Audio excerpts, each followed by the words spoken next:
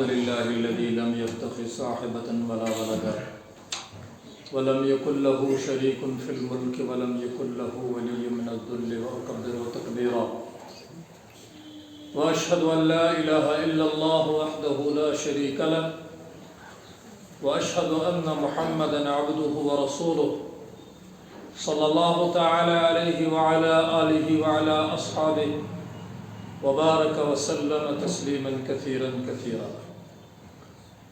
أما بعد فأعوذ بالله من الشيطان الرجيم. بسم الله الرحمن الرحيم. يا أيها الناس اعبدوا ربكم الذي خلقكم والذين من قبلكم لعلكم تتقون. صدق اللہ العظیم. ہم جو بھی کام کرتے ہیں اس کے لازمی جز جو ہے وہ دو ہے.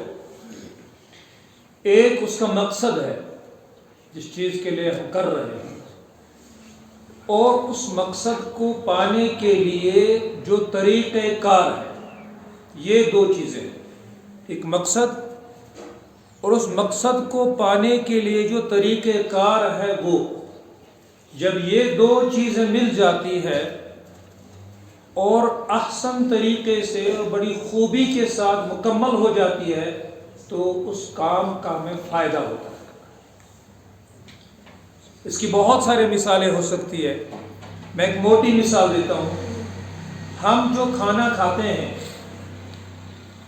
اس کا مقصد کیا ہے کہ ہماری صحت بنی رہے، بھوک مٹے، زندہ رہے اور جسم کو تندرستی اور توانائی ملے. کھانا کھانے کا یہ مقصد ہے. اور طریقہ کار کیا ہے کہ ہم کھانا بناتے ہیں، پھر اس کے نوالے بنا کر اپنے منہ میں ڈالتے ہیں، پھر دانتوں سے چبا کر اس کو حلق کے نیچے اتارتے ہیں. یہ ضرورت ہے. انسان کو لگا کہ سب سے کارگر اور سب سے سود مند اور فائدہ مند طریقہ یہی ہے کھانا کھانے کا، بھوک مٹانے کا، تو اس نے یہ طریقہ اختیار کیا. لیکن اصل مقصد جو ہے وہ ہے بھوک مٹانا. اصل مقصد جو ہے وہ ہے جسم کو تندرستی اور توانا رکھنا. اصل مقصد جو ہے وہ زندہ رہنا. اور اصل مقصد جو ہے وہ ہے کہ انسان کے جسم میں طاقت بنے رہے. اسی طریقے سے جتنی بھی عبادات ہے جو اللہ کی طرف سے اس بندے پر لازم ہوئی ہے، ان تمام عبادات کا اصل مقصد جو ہے وہ ہے تقوی، وہ ہے پرہیزگاری. کہ انسان کے اندر تقوی اور پرہیزگاری پیدا ہو. یہ تقوی اور پرہیزگاری کس چیز کا نام ہے یہ میں آگے بتاتا ہوں. پہلے ہم یہ دیکھتے ہیں کہ جو ہم عبادات کرتے ہیں ان کا لب لباب مقصد اور مدعا کیا ہے. اللہ تبارک و تعالیٰ قرآن پاک میں فرماتے ہیں وَمَا خَلَقْتُ الْجِنَّ وَالْإِنسَ إِلَّا لِيَعْبُدُونَ. انسانوں اور جنات کو پیدا کرنے کا محض ایک ہی مقصد ہے کہ وہ اللہ کی عبادت کرے. اور حضرت عبداللہ ابن عباس رضی اللہ تعالی عنہ جنہیں اللہ کے رسول صلی اللہ علیہ وسلم نے قرآن فہمی کی دعا دی تھی، اور جن کو پوری امت رئیس المفسرین کہتے ہیں، تمام مفسرین کے سردار، صحابہ میں بھی ان کا تفسیر میں بڑا مقام تھا. وہ فرماتے ہیں کہ الا لیعبدون کا مطلب ہے الا لیعرفونی، کہ انسان اور جنات کو پیدا کرنے کا اللہ کا واحد مقصد ہے کہ یہ انسان اور یہ جن اپنے رب کو پہچانے، اس کو اللہ کی معرفت حاصل ہو. پھر اور عبادات کے بارے میں کیا آتا ہے؟ یا ایھا الناس اعبدوا ربکم الذی خلقکم والذین من قبلکم لعلکم تتقون. اے انسانو اللہ کی عبادت کرو تاکہ تمہارے اندر پرہیزگاری پیدا جائے. روزوں کے متعلق کہا گیا یا ایھا الذین آمنوا کتب علیکم الصیام کما کتب علی الذین من قبلکم لعلکم تتقون، اے ایمان والو روزے رکھو تاکہ تمہارے اندر تقوی اور پرہیزگاری پیدا ہو جائے۔ تم پر روزے فرض کیے گئے اسی لیے تاکہ تمہارے اندر تقوی اور پرہیزگاری پیدا ہو۔ زکوٰۃ کے متعلق خذ من اموالہم صدقۃ تطہرہم وتزکیہم بہا، آپ ان سے زکوٰۃ لیا کیجئے تاکہ ان کے اندر ان کو تزکیہ حاصل ہو، تقوی اور پرہیزگاری حاصل ہو۔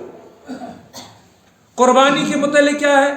لن ینال اللہ لحومها ولا دماؤها ولکن ینالہ التقوی منکم، تم جو قربانیاں کرتے ہو اللہ کے پاس نہ تو گوشت پہنچتا ہے، نہ اس کی کھال، نہ اس کا خون، بلکہ تقوی اور پرہیزگاری۔ ومن يعظم شعائر اللہ فإنها من تقوی القلوب، حج، مناسک حج، ارکان حج، مقامات حج اور شعائر اللہ جن کو کہا جاتا ہے، ان تمام کی تعظیم کرنا، ان کا احترام کرنا، یہی تقوی ہے۔ تو ہر ایک عبادت کا جو مقصد ہے وہ ہے تقوی اور پرہیزگاری۔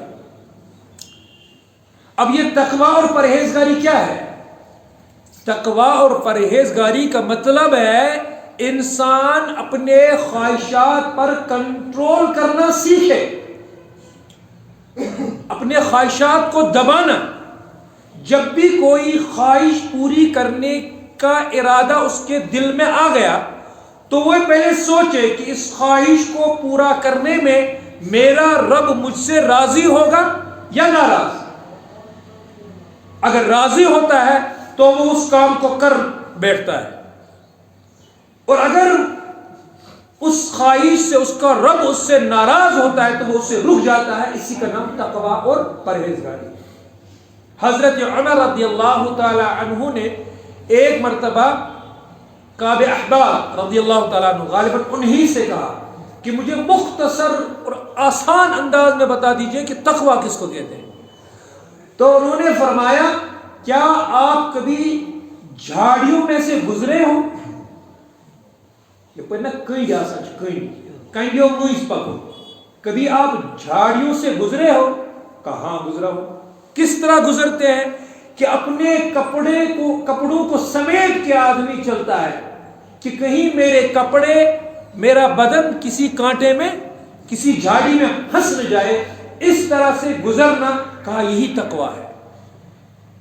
اس زندگی میں، اس دنیا میں، اس سفر میں انسان اس طرح گزرے کہ ادھر بھی گناہ ہے، ادھر بھی گناہ ہے، ادھر خواہشات نفس ہے، ادھر شیطان ہے۔ یہ انسان اپنے آپ کو بچا بچا کے جو چلتا ہے، یہی تقوی ہے۔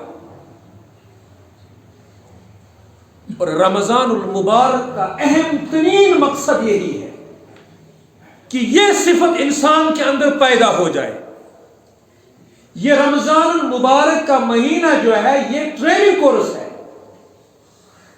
اس میں اللہ تبارک و تعالی ہمیں حلال کردہ چیزوں سے بھی منع کرتا ہے تاکہ ہمارے اندر ایک پریکٹس آ جائے، ہمارے اندر ایک ایسی طاقت آ جائے کہ جب بھی کوئی اللہ کا حکم آ جائے تو ہم اس کو بلا چون و چرا، بسر و چشم قبول کر کے اس کو پورا کریں۔ یہ رمضان المبارک کا اہم ترین مقصد ہے۔ روزہ، نماز، زکوٰۃ، حج، یہ اللہ کو راضی کرنے کا ایک طریقہ ہے، مقصد نہیں ہے۔ مقصد ہے اللہ کو قرب حاصل کرنا، مقصد ہے اپنے رب کو پہچاننا، مقصد ہے اپنے رب کو راضی کرنا، اور یہ سب طریقے ہیں۔ ڈاکٹر صاحبان جو ہے وہ کبھی کبھار انسان کو بھوکا رہنے کی ترغیب دیتا ہے کہ فی الحال تمہارا جسم اس قابل نہیں ہے، لہذا تم کھانا پینا بند کر دو، مختصر طور پر یہ کھایا کرو۔ کیوں؟ اصل مقصد ہے صحت مند رہنا، صبح سے لے کر شام تک بھوکا رہنا، پیاسا رہنا۔ اس سے اللہ کو کیا ملے گا؟ کچھ بھی نہیں۔ یہ مقصد نہیں ہے، یہ اصل میں ایک پریکٹس ہے کہ جو چیزیں ابھی تک تم پر حلال تھی اللہ نے تم پر وہ حرام کر دی ہے۔ اللہ یہ دیکھنا چاہتا ہے تم اللہ کے لیے بھوکا پیاسا رہتے ہو یا نہیں۔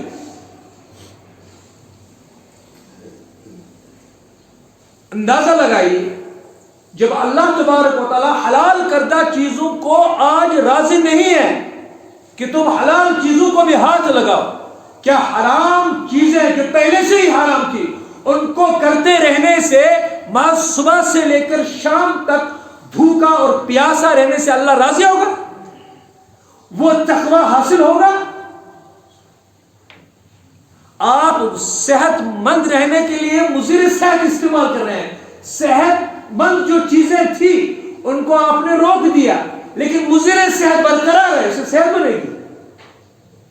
ڈاکٹر نے آپ کو یہ کہا کہ آپ کھانا نہ کھائیں، اس کا ہرگز یہ مطلب نہیں ہے کہ ڈاکٹر آپ کو کہتا ہے کہ مضر صحت جتنی چیزیں ہیں وہ آپ کھاتے جائیے اور آپ کی صحت بنے گی۔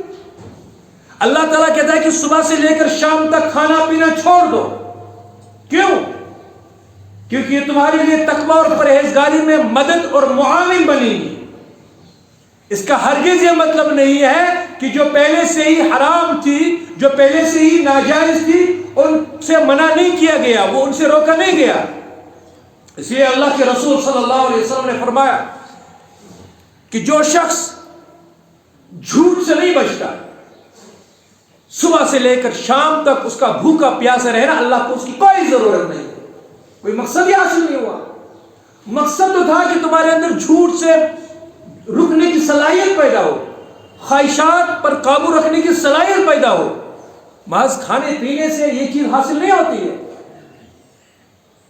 تو جو چیز پہلے سے ہی حرام تھی، اگر رمضان میں بھی وہ چلتی رہی تو پھر رمضان کا جو مقصد ہے وہ قطعاً حاصل نہیں ہوگا۔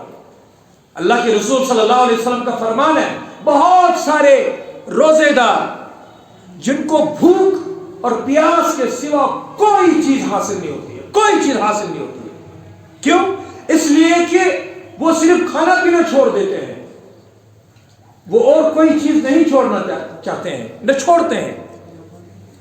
جس طریقے سے ہم کھانا پینا چھوڑتے ہیں، بالکل اسی طریقے سے جھوٹ، غیبت، خیانت، دھوکہ اور ساری وہ چیزیں جو اللہ نے پہلے حرام کر دی ان کو چھوڑنا اسی انداز سے جس طرح ہم بھوک اور پیاس کو چھوڑتے ہیں۔ جب تک یہ چیز حاصل نہیں ہوتی ہے تب تک رمضان کا جو مقصد ہے، روزوں کا جو مقصد ہے، وہ قطعاً حاصل نہیں ہوگا۔ اسی پر اللہ کے رسول صلی اللہ علیہ وسلم نے فرمایا، تباہی ہے اس شخص کے لیے، بربادی ہے اس شخص کے لیے، اللہ کی رحمت سے وہ دور ہو گیا وہ شخص جس نے رمضان پا لیا لیکن اپنی بخشش نہیں کروا سکا۔ روزے تو سب رکھتے ہیں، بخشش کسی کسی کی ہوتی ہے۔ کیوں؟ اس لیے کہ اس نے صرف بھوک اور پیاس کا روزہ رکھا، باقی چیزوں کا نہیں رکھا۔ ایک آدمی روزہ رکھتا ہے، کھانا پینا اس نے چھوڑ دیا، یہ اصل مقصد ہے۔ اس انداز سے ہماری ہر چیز میں پریکٹس اور ٹریننگ ہونی چاہیے، تب جا کر رمضان کا مقصد حاصل ہوگا۔ ایک شخص نے روزہ رکھا، بیچ دن میں اسے پیاس لگی، وہ بند کمرے میں بیٹھا ہوا ہے، سامنے فریج میں ٹھنڈا پانی ہے، لیکن مجال ہے کہ وہ ایک گھونٹ بھی پی لے، حالانکہ وہ پی سکتا ہے، اسے کوئی دیکھتا نہیں ہے، وہ پانی بھی پی لے گا، سارے لوگ سمجھیں گے کہ اس کا روزہ ہے۔ شام کو وہ روزے داروں کے ساتھ بیٹھ کر افطاری بھی کر سکتا ہے، کسی کو کانو کان خبر نہیں ہوگی، لیکن وہ یہ نہیں کرتا ہے۔ کیوں؟ کیونکہ اسے خیال ہے میں نے جس کے لیے روزہ رکھا ہے وہ مجھے دیکھ رہا ہے۔ یہ ہے وہ صورت، یہی چیز مطلوب ہے ہر ایک کام میں، ہر ایک عمل میں یہی مطلوب ہے کہ جس طریقے سے وہ تنہائی میں ایک گھونٹ پانی نہیں پیتا ہے، حالانکہ وہ پی سکتا ہے لیکن وہ نہیں پیتا ہے، اسی طریقے سے جب اسے جھوٹ بولنے کا موقع آیا اور اسے پتا ہے کہ اس جھوٹ بولنے سے میرا رب مجھ سے ناراض ہوگا، کیونکہ اس نے منع کیا ہوا ہے۔ جب خیانت کرنے کا موقع آیا اور وہ خیانت کرنے سے بچ گیا، اس لیے کہ یہ اللہ کو پسند نہیں ہے، وہ اس سے ناراض ہوگا تو رک گیا۔ بد نظری، غلط دیکھنے سے، غلط سننے سے، غلط بولنے سے، غلط راہ پر چلنے سے جب تک وہ رکتا ہے، اور محض اس وجہ سے رکتا ہے کہ میرا رب اس سے ناراض ہوگا، تو اس کا روزہ ہے۔ اور یہی چیز مقصد ہے رمضان المبارک میں، کہ یہ رمضان المبارک جو ہے یہ پورے سال کی میزان ہے۔ اگر ایک شخص کا رمضان المبارک اس انداز سے گزرتا ہے تو پورے سال اس کی یہ بیٹری اس طرح چارج ہو جاتی ہے اس مہینے میں کہ پورا سال اس کا نکل جاتا ہے۔ پھر سال گزرتے گزرتے پھر اس میں کمی آ جاتی ہے، دنیا کی اور دوسری چیزوں کی، نفسانی خواہشات کی، شیطان کی، اس میں دھول چڑھ جاتی ہے۔ پھر رمضان آ جاتا ہے، پھر یہ صاف صفائی کرتا ہے۔ یہ تقویٰ ہے، اسی چیز کا نام رمضان ہے، اور رمضان اسی لیے آیا۔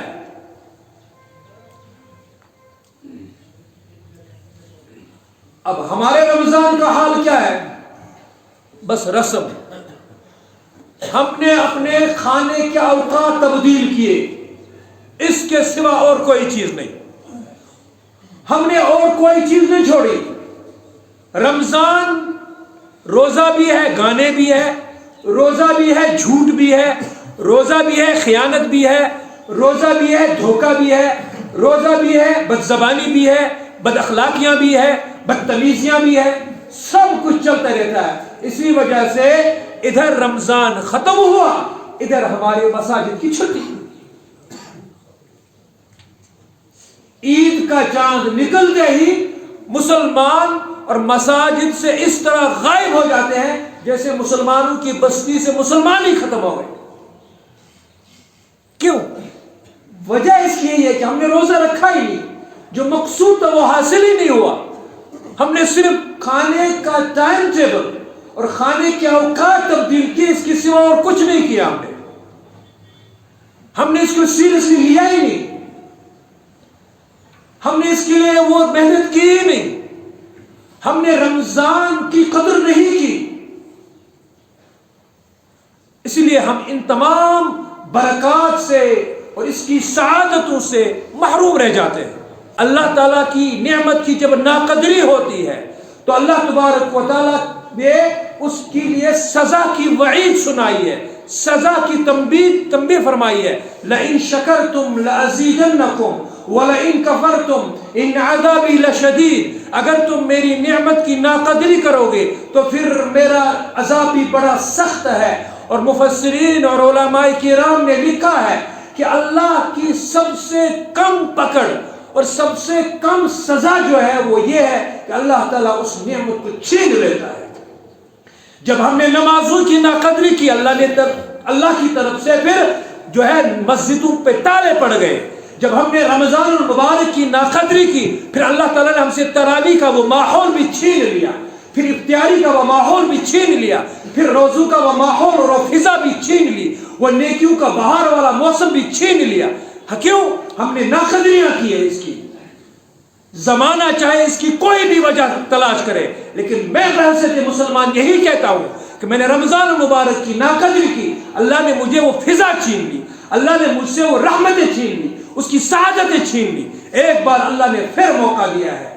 اللہ نہ کرے اگر ہم ابھی نہ سنبھلے، ابھی نہ سدھرے، ابھی ڈگر پہ نہ آئے تو پھر آگے کیا حالات ہوں گے وہ اللہ ہی جانتا ہے۔ کیونکہ اللہ تبارک و تعالیٰ آزماتا ہے، اور آزمانے کے بعد بھی اگر بندہ صحیح ڈگر پہ نہیں آتا ہے تو پھر اللہ تبارک و تعالیٰ کی لاٹھی برسنے میں پھر دیر نہیں لگتی ہے۔ اللہ تبارک و تعالیٰ ہمیں رمضان المبارک کی قدر کرنے کی توفیق عطا فرمائے، اور اس کی جو سعادتیں ہیں، برکتیں ہیں، اللہ تبارک و تعالیٰ ہم سب کو اس سے مستفیض فرما دے۔ وآخر دعوانا ان الحمد للہ رب العالمین۔